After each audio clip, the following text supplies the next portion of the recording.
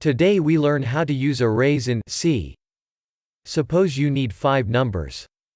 You have to declare and initialize 5 times. If you need more, this procedure goes on. How can we make 100 numbers?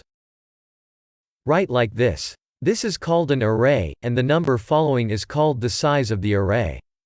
You can now use 100 numbers by merely indicating their numbers.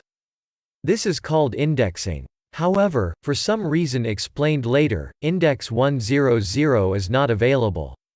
You may use index 0 instead so that the total number of numbers in the array is the same as the size you wrote. You may use variables for indexing. This means you can initialize all the numbers in the array very fast using a for loop.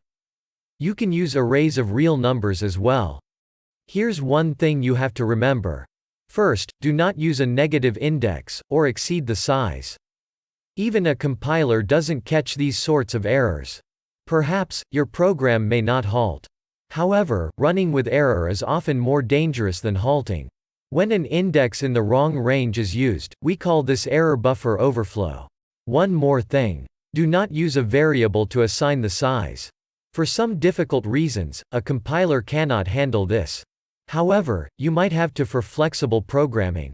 In other words, we need dynamic allocations.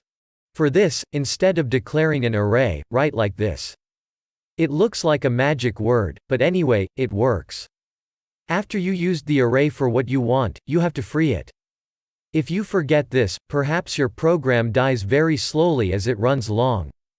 This is called memory leaks, notorious for C programmers.